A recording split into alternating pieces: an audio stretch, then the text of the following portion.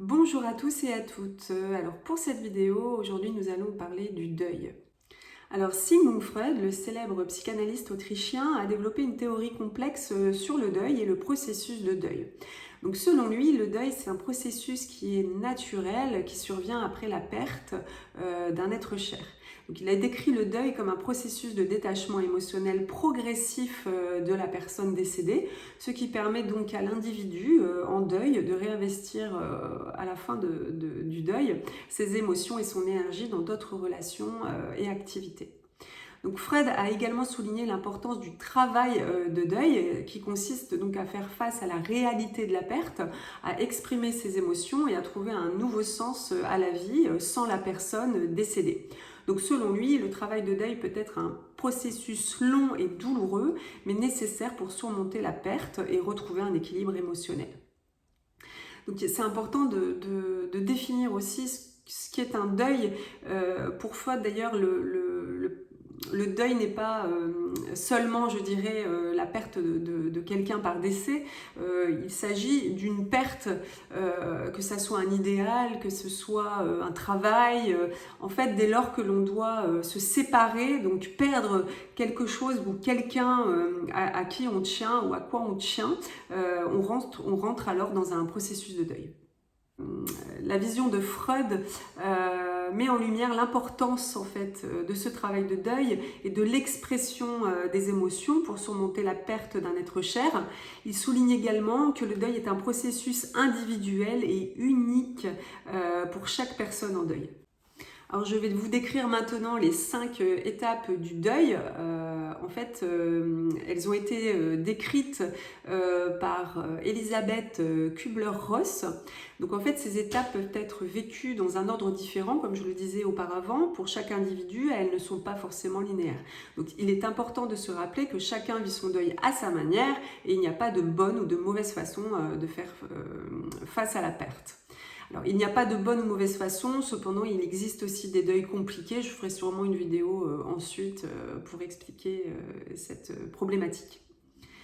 Alors, pour la première étape, donc il y a donc 5 étapes, on a le déni. Donc au début du processus de deuil, il est courant de ressentir du déni. Donc ici, on peut avoir du mal à accepter la réalité de la perte et à croire que cela est réel.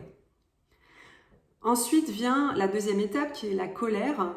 Donc après le déni, on peut ressentir de la colère envers la personne décédée, envers soi-même, envers Dieu ou envers le monde en général. Donc c'est un processus qui peut être parfois violent mais qui est nécessaire. Donc la troisième étape est l'étape de marchandage. Donc ici, à ce stade, on peut essayer de négocier avec la réalité de la perte. Donc on peut se dire, par exemple, si seulement j'avais fait ceci ou cela, eh bien la personne ne serait pas partie. Exemple, si j'avais encouragé mon proche à aller chez le médecin tous les ans, eh bien peut-être qu'on aurait détecté ce cancer beaucoup plus tôt. Donc c'est une étape qui peut être violente, mais qui est nécessaire.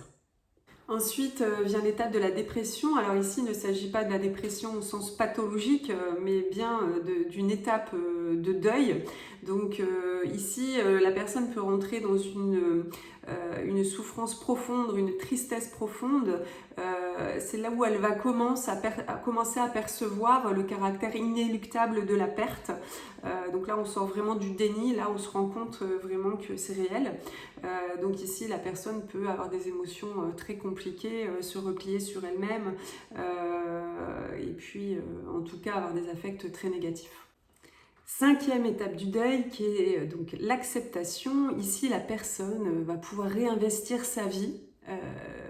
C'est là où donc c'est des questions qu'on pose souvent. Faire un travail de deuil, ce n'est pas oublier la personne. Il s'agit plutôt de réinvestir sa vie, c'est-à-dire de réussir à donner à nouveau de l'énergie dans d'autres activités, dans d'autres relations, malgré la perte.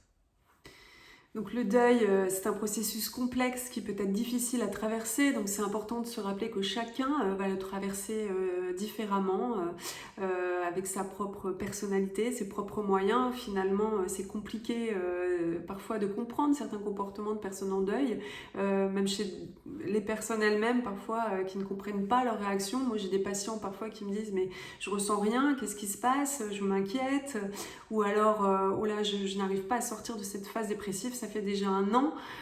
Donc en fait, c'est important que vous puissiez en parler.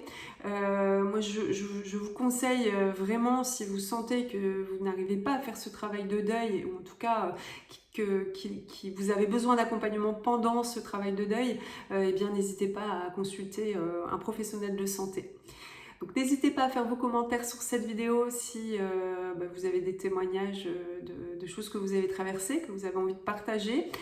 N'hésitez pas à liker cette vidéo, à vous abonner à ma chaîne et puis je vous dis à bientôt pour d'autres thématiques.